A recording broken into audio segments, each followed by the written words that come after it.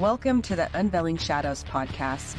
I'm your host, Kimberly Mosby. Join me as I dive into powerful stories of resilience and strength. In each episode, I sit down with guests who have faced similar journeys of coercive control, financial manipulation, and personal invasion. Together, we uncover the shadows, share our experiences, and inspire others to reclaim their lives. Tune in, listen, and be a part of the community that stands tall against the forces that seek to control us. Welcome, everyone. We're going to go through this article. I just did one on Dr. Robert Duncan, the whistleblower for the non-touch torture from the CIA and DARPA. This one is an article from Phys.org, and it was published May 21st, 2019. And it says 6 paths to the non-surgical future of brain-machine interfaces. The credit on this one goes to DARPA. Okay, so it says DARPA has awarded funding to 6 organizations to support the next generation non-surgical neurotechnology, in quotes, N3 program. First announced in March of 2018, Battelle Memorial Institute, Carnegie Mellon University, Johns Hopkins University Applied Physics Laboratory, Palo Alto Research Center, PARC, Rice University, and Teledyne Scientific are leading multidisciplinary teams to develop high-resolution bidirectional brain-machine interfaces for use by able-bodied service members. These wearable interfaces could ultimately enable diverse national security applications such as control of active cyber defense systems and swarms of unmanned aerial vehicles, or teaming with computer systems to multitask during complex missions. DARPA is preparing for a future in which a combination of unmanned systems, artificial intelligence, and cyber operations may cause conflicts to play out on timelines that are too short for humans to effectively manage with current technology alone, said Al Emondi, the N3 program manager. By creating a more accessible brain-machine interface that doesn't require surgery to use, DARPA could deliver tools that allow mission commanders to remain meaningfully involved in dynamic operations that unfold at a rapid speed. Over the past 18 years, DARPA has demonstrated increasingly sophisticated neurotechnologies that rely on surgical implanted electrodes to interface with the central or peripheral nervous system. The agency has demonstrated achievements such as neural control of prosthetic limbs and restoration of senses of touch to the users of those limbs, relief of otherwise intractable neuropsychiatric illnesses such as depression, and improvement of memory formation and recall. Due to the inherent risks of surgery, these technologies have so far been limited to use by volunteers with clinical needs. For the military's primary able-bodied population to benefit from neurotechnology, neurosurgical interfaces are required. Yet, in fact, similar technologies could greatly benefit clinical populations as well by removing the need for surgery. N3 system seeks to expand the pool of patients who can access treatment such as deep brain stimulation to manage neurological illnesses. So this, remember, is like 2018. The last video I posted was about Dr. Robert Duncan, which was posted in 2021. Now they have no need to chip you. They can just do it with audio waves. Okay, so it says the N3 team are pursuing a range of approaches that use optics, acoustics, and electromagnetics to record neural activity and or send signals back to the brain at high speed and resolution. The research is split between two tracks. Good and evil would be my guess.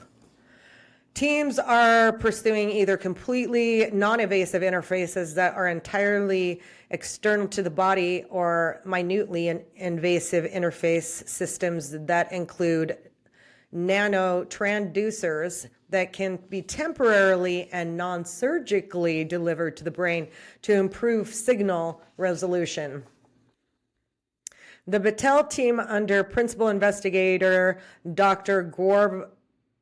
Gaurav Sharma aims to develop a minutely invasive interface system that pairs an external transceiver with electromagnetic nanotransducers that are non-surgically delivered to neurons of interest. For your point of interest, we all are.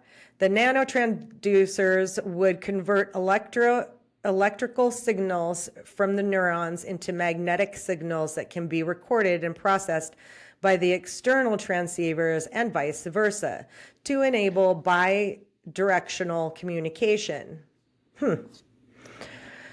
The Carnegie Mellon University team under principal investigator Dr. Pulkit Grover aims to develop a completely non-invasive device that uses an acoustico-optical approach to record from the brain and interfering electrical fields to write to specific neurons. The team will use ultrasound waves to guide light into and out of the brain to detect neural activity. The team's right approach exploits the nonlinear response of the neurons to electric fields to enable localized stimulation of specific cell types.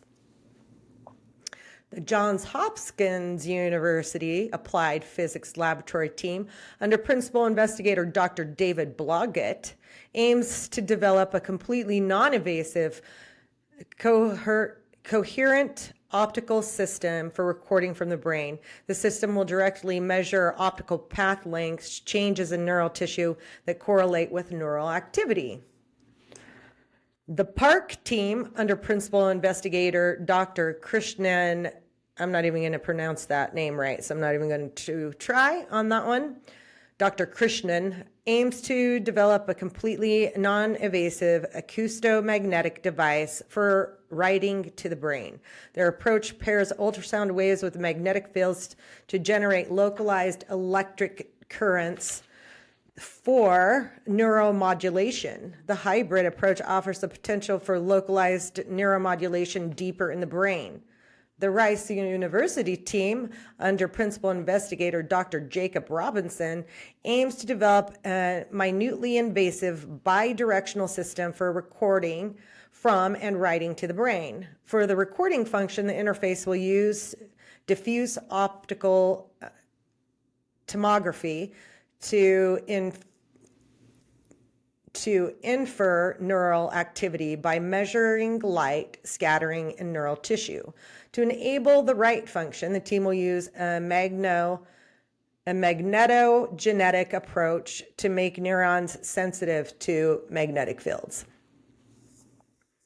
The Teledyne team, under principal investigator Dr. Patrick Collinley, aims to develop a completely non-invasive integrated device that uses optically pumped magnetometers to detect small localized magnetic fields that correlate with neural activity. The team will use focused ultrasounds for writing to neurons. Throughout the program, the research will benefit from insights provided by independent legal and ethical experts who've agreed to provide insight on N3 progress and consider potential future military and civilian applications. Well, first of all, if the military is involved, it's not going to be good. It's going to be sick, dark, and twisted. If they put it in civilian hands, I'm sure we could probably come up with a good use for it. Okay. All right, potential future military and civilian applications and implications of the technology. Additionally, federal regulators are cooperating with DARPA to help the teams better understand human use clearance as research gets underway. As the work progresses, these regulators will help guide strategies for submitting applications for investigational device exemptions and investigational new drugs to enable human trials of N3 systems during the last phase of the 4-year program. If N3 is successful, we'll end up with a wearable neural interface system that can communicate with the brain from a range of just a few millimeters, moving neurotechnology beyond the clinic and into practical use for national security, Amondi said. Just as service members put on the protective and tactical gear in preparation for a mission, in the future they might put on a headset containing a neural interface, use the technology however it's needed, then put the tool aside when the mission is complete. So basically they can get exemptions from being chipped and being monitored and having their asses on the cloud, but we don't have a say in it because they are treating us like lab rats in an experiment, and it's a global agenda. This is the shit that's pissing me off. Why is this happening? Why? That's a very good question. If anybody has the answer, reach out to me, come on my podcast, and let me know the reason, because I think it's quite, it's not good. It's really, really not good. Until next time, stay strong. You've got this.